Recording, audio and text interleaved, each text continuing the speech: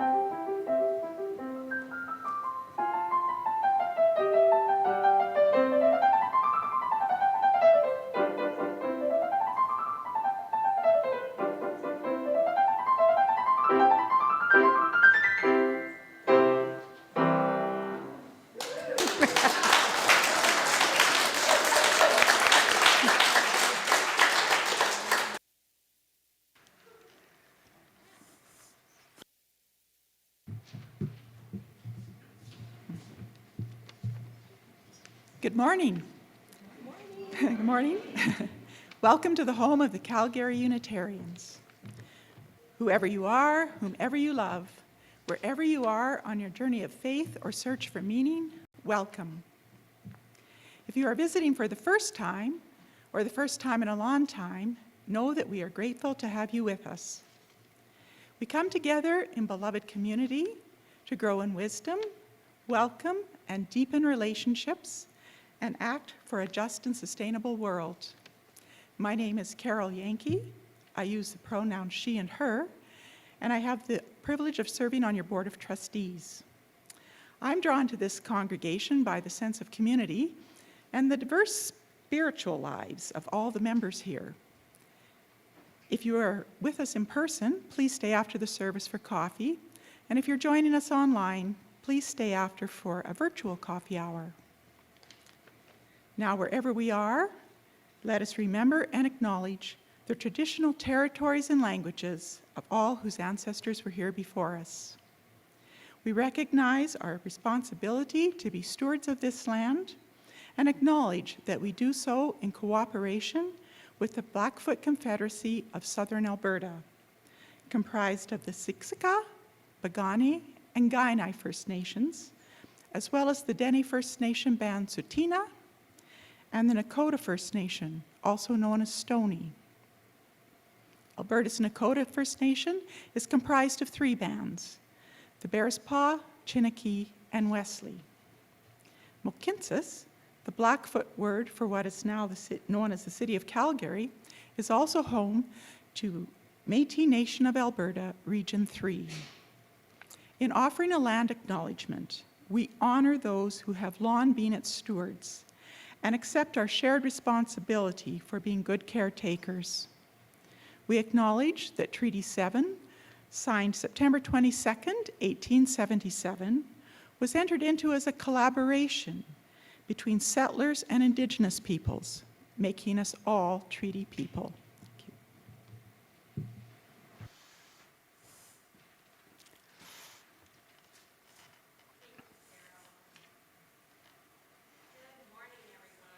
you. Good morning. Good morning. Thank you to our tech people in the back who keep us all sounding good. I'm the Reverend Shelley Thompson. My pronouns are she and her, and I am so privileged to be the interim minister here at Calgary Unitarians. Delighted to be with you all today. Christian, would you do me a favor? We have some special musical guests in the room.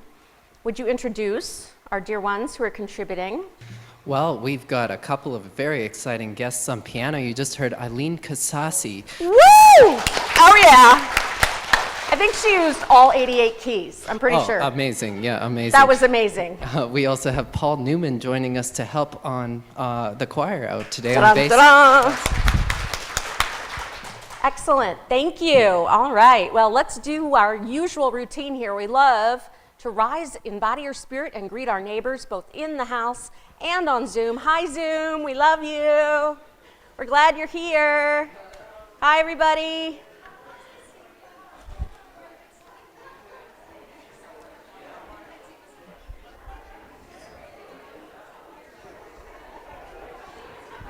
How's that even possible? I said, how is that even possible? So good. I wanted some of that. All that instruments just, it always is like someone invented this and someone built it. And then people learned how to write the music, like the whole miracle of music. Candles. Yeah. Candles. Good morning, choir. Hi, everybody. Look at this full house. I love it.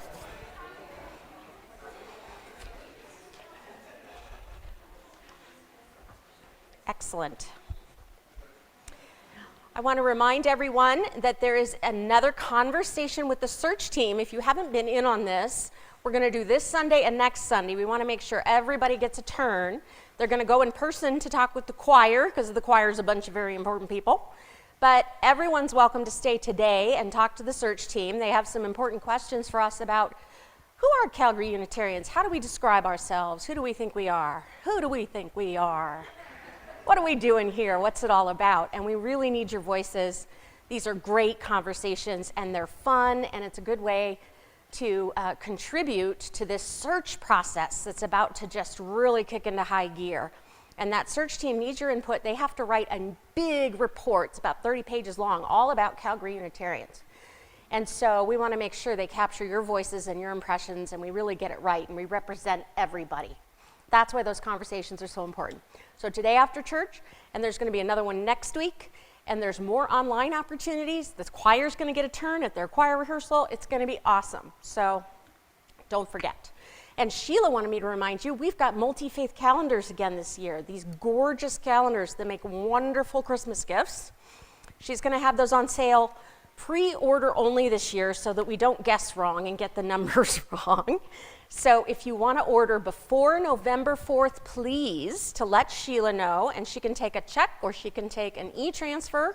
She has all that information. And last year's calendar is hanging in my office. So if you want to take a look at one of those calendars and see how gorgeous they are, you want to get one for yourself, buy one for your friends, they're amazing. And it supports our children and youth programming and make sure we have popcorn in our popcorn machine and fun things like that. So don't forget to order your multi-faith calendars. A reminder again, we do have our wonderful all-church retreat on November 19th. There's still spots available, and we'd like to fill them all so that we can pay for this retreat. It can pay for itself. This is an appreciative inquiry retreat led by our fabulous Leslie Robinson, who's a professional facilitator. And it's a beautiful retreat center. It's peaceful, it's renewing, it's uplifting, and it's going to be a great day. So I really hope you can make it. We are going to carpool. We never know quite for sure how that weather's going to be on that day. So there's definitely carpools available. Don't let ride sharing stop you from coming to our retreat. So there's a Sign Up Genius online for that, or you can talk to me about it. And there's more information in the lobby. I am so delighted you are all here. It is so good to be together. This morning was a beautiful drive, wasn't it, with all this snow all over the trees. This is some of my favorite weather. I love to see this every year, the snow on the trees. I was like driving really slow, waiting for a red light. Ooh, look at that tree, Onyx. I kept talking to my dog. He didn't fully appreciate it, but I enjoyed every tree I passed this morning. I hope you did too. We don't get that very often. It's so special and ephemeral. Probably be gone by the time we leave church. So I hope you got to enjoy the trees this morning. One of my favorite people on planet Earth is the Reverend Nanan Soto. Reverend Nanan is an inspiration to so many and a font of wisdom and an amazing poet. Those of you who hang out with those of us who do Vespers on Tuesday nights have heard a lot of Reverend Nanan's work. And I'm going to share one of my favorite Reverend Nanan poems with you this morning. Bring your broken alleluia here. Bring the large one that's beyond repair. Bring the small one that's too soft to share. Bring your broken alleluia here. I know that people have told you that before you can give, you have to get yourself together. They have overstated the value of perfection by a lot. Or they forgot. You are the gift. We all bring some broken things, songs and dreams and long-lost hopes. But here and together, we reach within. As a community, we begin again. And from the pieces, we will build something new. There's work that only you can do. We wait for you. Let us worship together.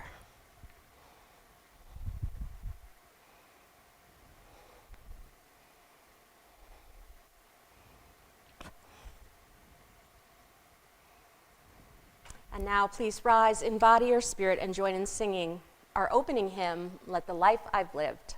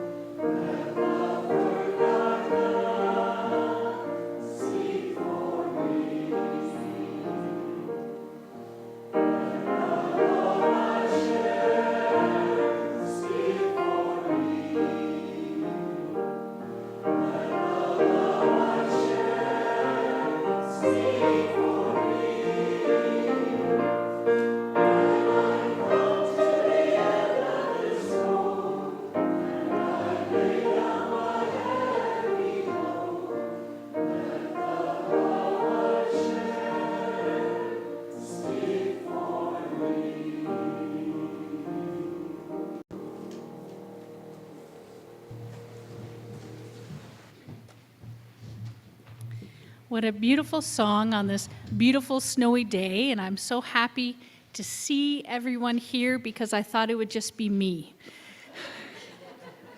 I woke up this morning and I looked out the window and I said, nope. And then I said, oh, I have to be there. And so every person who came in this morning, I said, thank you for coming in. And no judgment to those in your pajamas drinking coffee. I'm a little jealous. But I'm glad that we could all join together here and be with the choir especially, so it's lovely. I'm Sheila McMaster, Director of Religious Education here at the Calgary Unitarians, and my pronouns are she and her. And today we're talking about living with courage. And an activity we have for the children and youth is sharing experiences where we've wished to blend in and learning strategies on how to gain the courage and confidence to stand out, which is not always an easy thing to do. And so to help us with that, I have a story for all of you called Gerald the Giraffe. He's finding the courage to dance to his own music. Well, actually, the story is called Giraffes Can't Dance by Giles Andre and Guy Parker Reese. All right. Gerald was a tall giraffe whose neck was long and slim, but his knees were awfully crooked and his legs were rather thin. And he was very good at standing still and munching shoots off trees, but when he tried to run around, he buckled at the knees. Now, every year in Africa, they hold the... Oh, we need our slides back up. All right. All right. So Gerald was a terrible dancer, just to catch everyone up. That's all right. Our fabulous tech team is going to get Gerald back up. I can dance a little, I swear.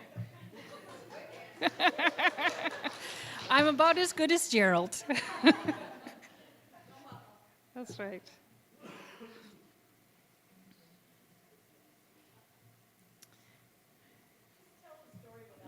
I don't know. I was going to start telling jokes. I was sending Jane Perry some medical jokes.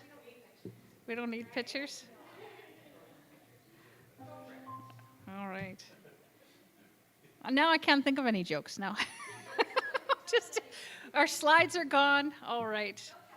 They'll catch up with me. All right. Now, every year in Africa, they hold the jungle dance where every single animal turns up to skip and prance. And this year, when the day arrived, poor Gerald felt so sad because when it came to dancing, he was really very bad. And the warthogs started waltzing, and the rhinos rock and rolled, and the lions danced a tango that was elegant and bold. And the chimps all did a cha-cha with a very Latin feel, and 8 baboons then turned up for a splendid Scottish reel. And Gerald swallowed bravely as he walked towards the floor, but the lions saw him coming, and they soon began to roar. "Hey, look at clumsy Gerald," the animals all sneered. "Giraffes can't dance, you silly fool. Oh, Gerald, you're so weird." And Gerald simply froze up, rooted to the spot. "They're right," he thought, "I'm useless. Oh, I feel like such a clot." And so he crept off from the dance floor and started walking home. He'd never felt so sad before, so sad and all alone. And then he found a little clearing and he looked up at the sky, and the moon can be so beautiful, he whispered with a sigh. "Excuse me," coughed a cricket who'd seen Gerald earlier on, "but sometimes when you're different, you just need a different song. Listen to the swaying grass and listen to the trees. To me, the sweetest music is those branches in the breeze. So imagine that the lovely moon is playing just for you, and everything makes music if you really want it to." And with that, the cricket smiled and picked up his violin, and then Gerald felt his body do the most amazing thing. His hooves started shuffling, making circles on the ground, and his neck was gently swaying, and he swished his tail around. And his arms threw out sideways, and he swung them everywhere. And then he did a backward somersault and leapt into the air. And Gerald felt so wonderful. His mouth was open wide. I'm dancing. Yes, I'm dancing, Gerald cried. And then one by one, each animal who'd been there at the dance arrived while Gerald boogied on and watched him quite entranced. And they shouted, "It's a miracle! We must be in a dream! Gerald's the best dancer that we have ever seen." "And how did you learn to dance like that? Please, Gerald, tell us how." But Gerald simply twirled around and finished with a bow. And then he raised his head and looked up at the moon and stars above. "We all can dance," he said, "when we find the music that we love." The end.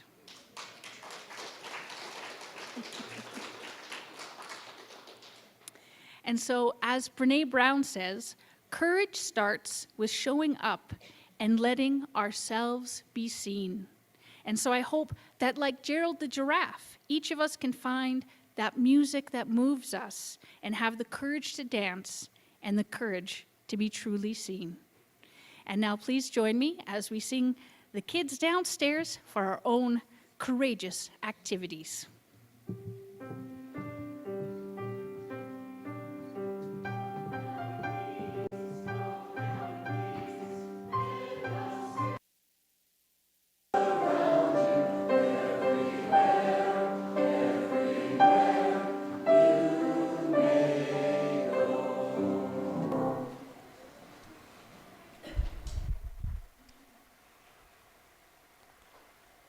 That was a great story. As a beloved community of care and concern, we take special time to honor the joys and concerns, all the ups and downs of daily life, things that are just too important not to share with our loved ones. We take this time to honor the joys, the celebrations, the good news, things that we're happy about, like snow on the trees. And we light a candle for all that is good and right with the world and the blessing of sharing it. And we take time to honor the sorrow, the grief, the concerns and frustrations, things that make us not want to get out of bed, because they're much easier to bear when we have a community of love and support to help us. And we light a candle for all beings everywhere, because we know life is hard for everyone, and life is good and beautiful everywhere. We want to honor that and share that with the world. As a community of care and concern, one of the things that's been challenging lately is remembering how to church. We are here in this building on a Sunday morning sharing this sacred time together, made sacred by our presence. And we have some of our beloveds who like to make coffee for us, like Liz. Thank you, Liz. And people who help out a lot around here. They see something that needs doing and they just jump in and do it. One of the things we've forgotten how to do is clean up the coffee mess after coffee. Who knew, right? We forgot. There's cleanup that needs to happen. So if we want to have coffee on Sunday morning, and we have really great people who are willing to get here early and make it for us, the least we can do is help them clean up. So we're just going to remind ourselves on Sunday for a little while, not because I don't trust you, but because we've forgotten, understandably, what it means that when we have, there aren't, unfortunately, church fairies in there making coffee, and there aren't church fairies who come and clean up. So we all have to just pay attention and take turns. If we take turns and everybody helps out a little bit, many hands make light work. And so we just want to remember that. And our coffee crew, I've advised them, look, if you came early and you made coffee, bye-bye, thank you. They're going to leave at about, 11:45. They're just going to go because they're done. And that means someone has to move in to that space and help us clean. The other thing we've forgotten is that our coffee cups are compostable. I'm seeing those in the trash a lot, so we're going to make sure we get out our compostable buckets and remind one another, hey, yeah, let's put this in the compost today. And then it's really not too hard, since we compost those cups, to just do a little wipe up, clean up, take any leftovers, put them in the fridge or the freezer, and just make sure we're kind of leaving things nice and clean, because this time of year, the mice will come in and be very glad if we leave them a great big mess. They'll chew up those cups and they'll make nests, and then they'll eat the little crumbs, and they'll be very happy church mice. But you know who won't be happy? Eric. So will you all covenant with me to help clean up after coffee so we can still have coffee on Sunday? Okay. So if we can't remember how to do it, then we can always try something different, like bring your own coffee. So that's a choice too. But let's make the choice to try to remember how to do this as a community, because I know we can, right? Yes, woohoo! Thanks, everybody. It's so much fun when we do it together.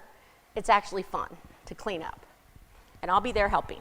So thank you, and we will remind ourselves, because I need reminders too. It's easy to get busy talking to our friends on Sunday and just totally forget about the coffee. Thank you, I love you. All right, now's the time when all of us have cares and concerns we carry. Please feel free to come forward, light a candle, or place a pebble in our communal waters for support and love and nurturing while we sing the meditation on breathing.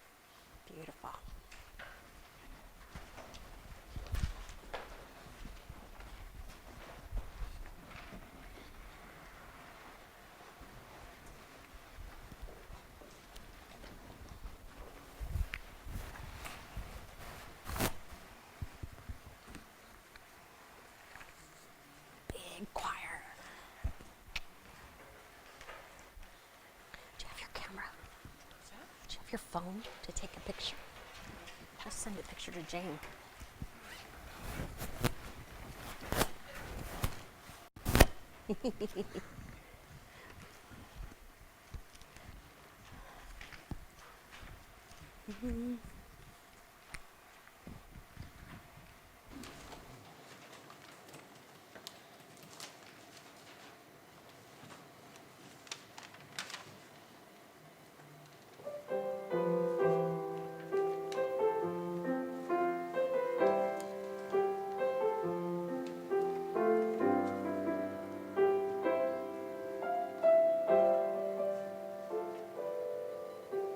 Sing with me, my brother, sister, take my hand.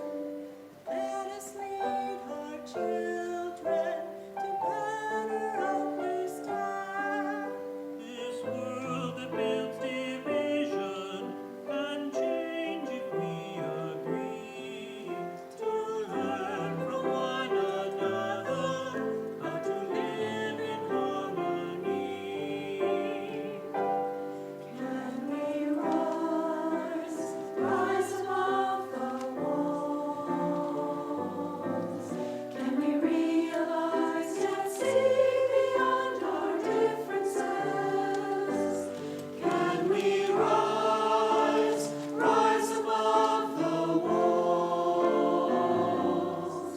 With heaven's eyes, can we see beyond ourselves? Around our hearts, great and small, all our fences, let them fall. Love can lift us all. Let love lift us all above the walls. The words we use do matter, for they linger in the heart. And action speaks 1,000 words and tells us who we are. We must live with clear intention of truth and harmony. You and I together, all one family.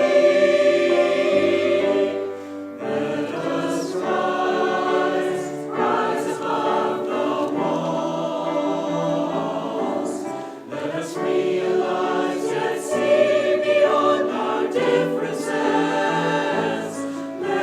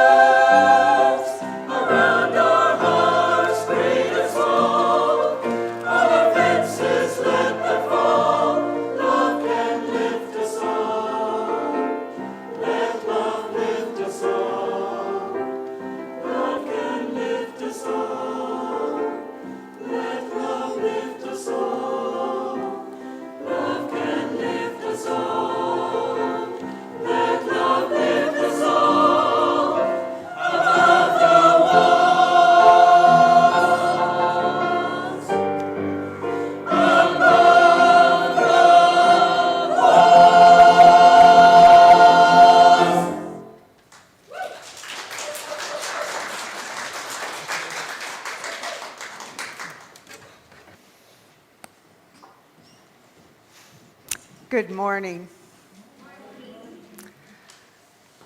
What do you think of when you hear the word courage? Heroism, valor, great deeds, fearlessness. These are words that I've always associated with courage and have not associated with myself. When I was a child, one of my brothers loved to jump out of closets and around corners to make me jump and scream because I was so easily startled. I felt like Piglet in Winnie the Pooh.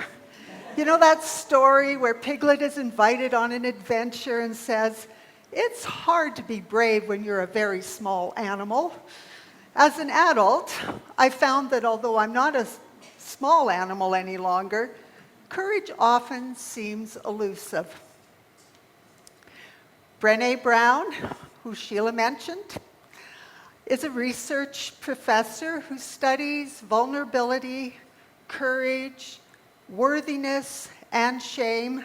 She says, try sitting on a plane and someone asks you what you do and you say, "Oh, I study shame," and they're kind of looking for the nearest vacant seat they can move to. But she debunks the notion that courage is all about heroism and fearlessness. She states, and I quote, "I always ask a very simple question of people. I just say, think of the last time you did something that you thought was really brave. Or the last time you saw someone you know do something really brave." And she says, "I can tell you as a researcher, 11,000 pieces of data, I cannot find a single example of courage, moral courage, spiritual courage, leadership courage, relational courage. I cannot find a single example of courage that was not born completely out of vulnerability." We buy into some mythology about vulnerability being weakness and being gullibility and being frailty because it gives us permission not to do it. End quote. What is vulnerability? Brené Brown defines it as having the courage to show up and be seen when we have no control over the outcome. To help us relate to this and relate it to our own experience, I'll give a few examples that I've taken from her book, Daring Greatly. Here are some situations where people have felt particularly vulnerable. Waiting for the biopsy to come back.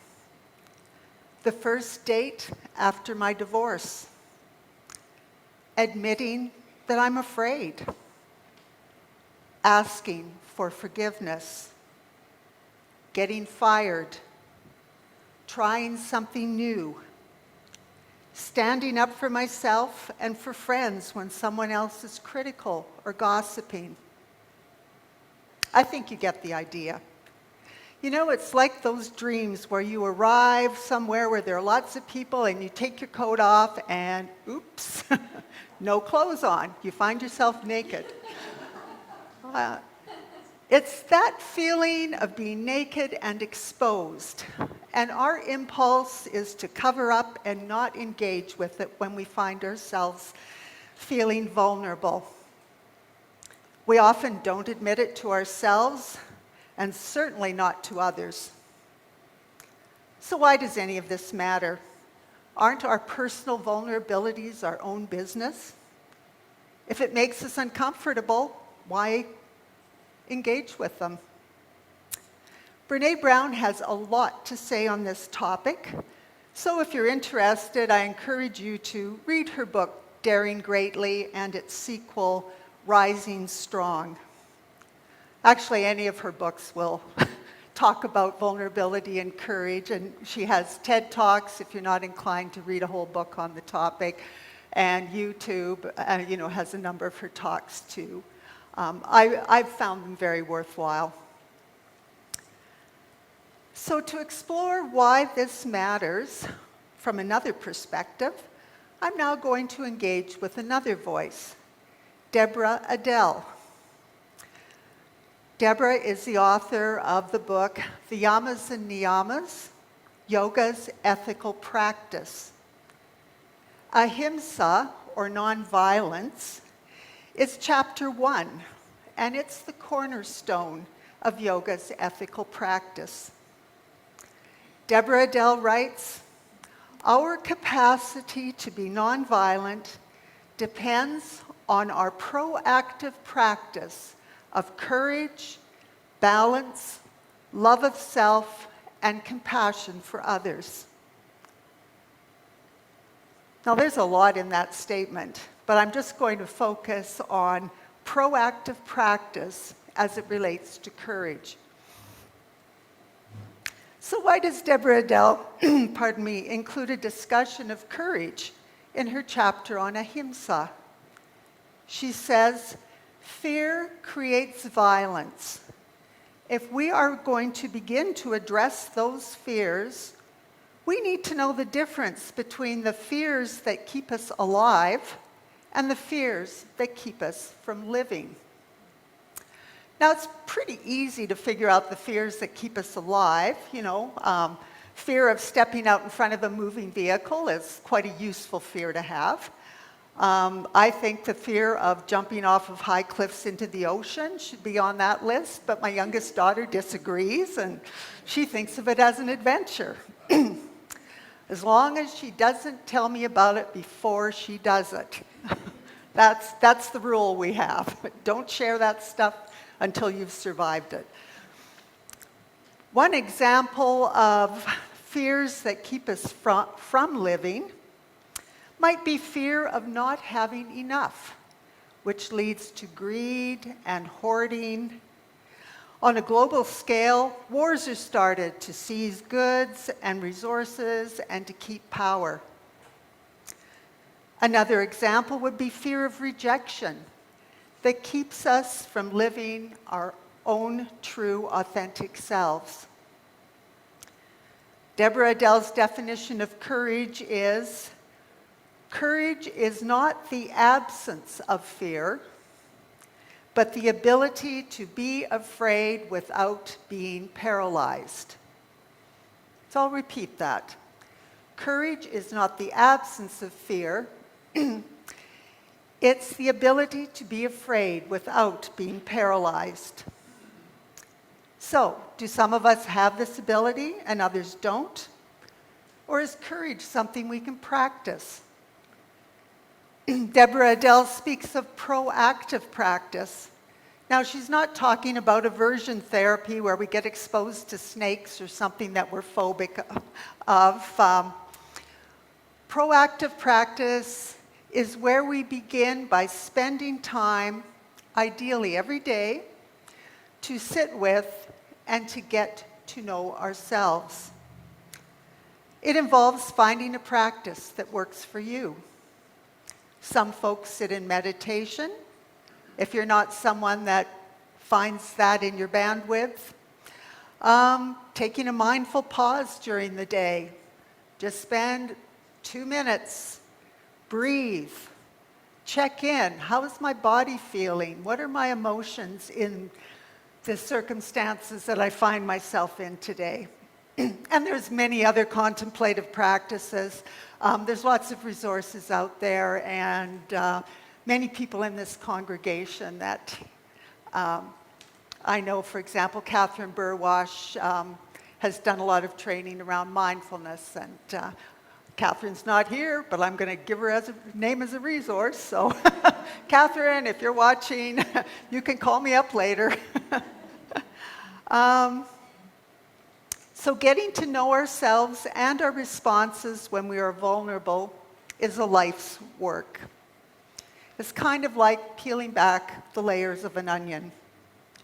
But this work helps us to show up in our lives more authentically. And the idea is to practice being brave in the small things, showing up as our true selves as much as possible, even though this may make us feel vulnerable. Then incrementally it becomes part of our way of being and will serve us when the unexpected arises and we have to react quickly to something. When we build habit patterns, we are more able to respond bravely in the moment. Practice will help provide a strategy for situations both big and small. One of the challenges in getting to know ourselves is to accept ourselves once we get to know ourselves. This can be more difficult than accepting others. Deborah Adele writes that how we treat ourselves is predictive of how we will treat others. So think about this. My example would be, if I overcommit myself and feel tired and resentful and am not honest with myself about how I'm feeling, whoops, I knew I was going to have trouble with this.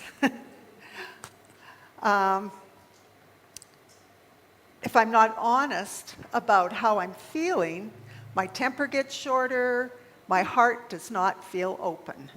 I'm not present in a kind and caring way with myself and others. And I'm sure everyone in this room can think of the things that put them in that space where they know that they're not being with others the way that they would like to be.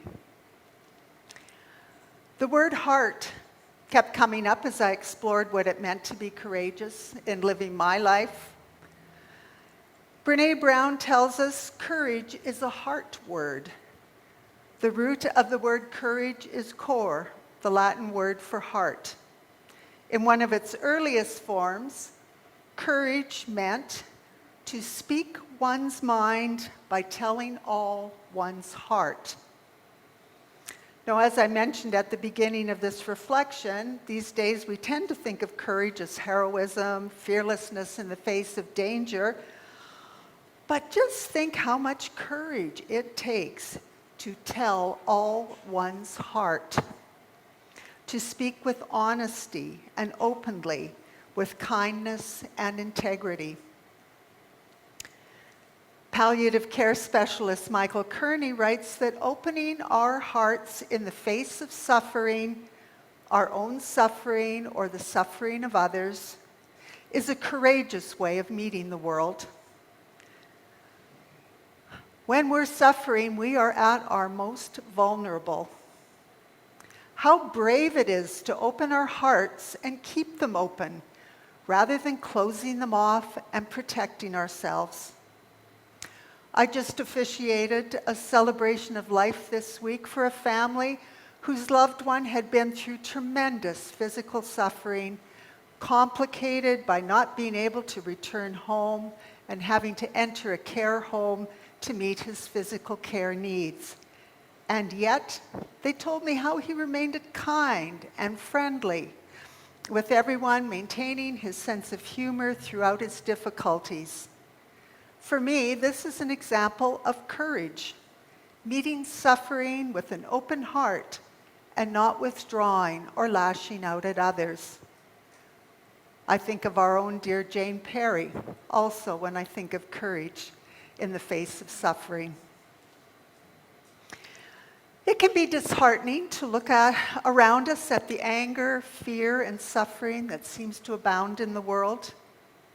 Can we live bravely, keeping our hearts open, looking for the good, and yet not turning away from suffering? Deborah Adele's work, which comes from an Eastern yoga philosophy perspective, and Brené Brown's work, which comes from a Western social science research perspective, both tell us that the work to live our lives from a place of courage begins with self-knowledge and acceptance. Is it easy? No. Does it take courage? Yes. Daring greatly doesn't always end well. Brené Brown's book, Rising Strong, gives strategies for how to respond when things don't work out, when you've put it all on the line and made yourself vulnerable in front of all those people. And guess what? Rising strong strategies also involve courage. Knowing ourselves, our vulnerabilities, practicing living from our authentic selves with open hearts is a place for us to start. May it be so. Thank you. It's one of our phenomenal worship associates, Lynn Nugent.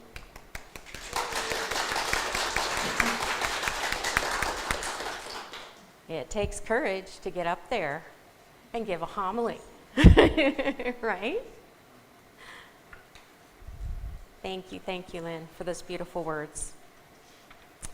Now is the time in our service when we take our offering of financial support that keeps this place going, in support of our mission, in support of our community, in support of all that it means to us to be from this wonderful, wonderful place where we love each other so much and care so much about not only one another, but the entire world.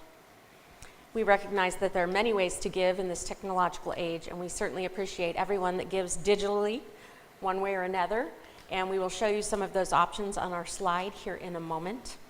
And there is the opportunity now, speaking of caring community and remembering to do church, we have an usher team once again. They would love your help. There's always more to do, and there's always more Sundays. But thanks to all those who've been ushering and reminding us that that's an important part of Sunday. And they will come around with those baskets and envelopes for our in-person kind of giving. And we have a very special treat. We have Marcia, who is a member of the Renaissance Singers, who will be performing our offertory for us with the accompaniment of our beloved Christian. Our for others this month is Action Dignity, a community-based organization that facilitates the collective voice of Calgary's ethnocultural communities towards full civic participation. They tell us they exist because we all need each other. We all depend on each other. We're all valuable, important, and worthy of the same treatment and same opportunities. We all have a role to play. Each one of us is responsible for the quality of the community we live in. It's our choice what kind of future we build. The ushers will please come forward, and your generous support will be gratefully received.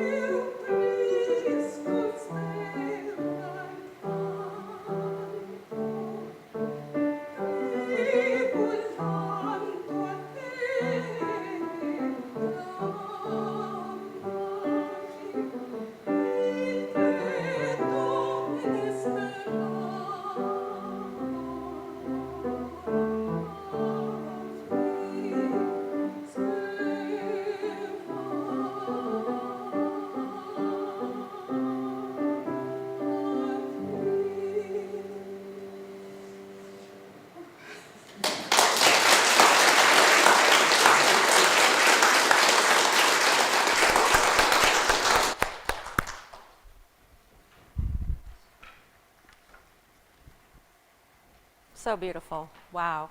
very special. I'm really soaking in the music today.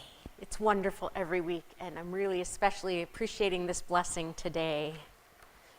We call these, there's a form of prayer called soaking prayer. And when you sing, and when we sing together, and when we have this wonderful music, for me, that's a form of soaking prayer. I'm soaking it up. It's nourishing me. I love it. I love it. Thank you all. We invite those of you who are watching on Zoom to stay, and there will be a link posted in the chat there for you to have some conversation and opportunity to get to know one another better. We remind all of you that we're having coffee and need some help cleaning up the coffee.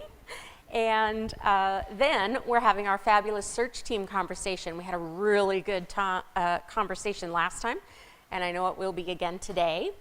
And choir, we know you have your own special appointment with the search team, but you're more than welcome to stay and participate as well today. So do stick around, everybody, and that's going to be a very good time. I'm going to extinguish our chalice this morning with the words of Donna Markova. I will not die an unlived life. I will not live in fear of falling or catching fire.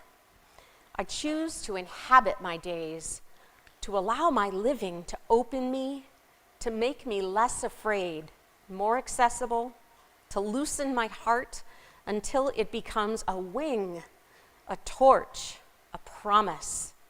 I choose to risk my significance, to live so that which came to me as a seed goes to the next as a blossom, and that which came to me as a blossom goes on as a fruit.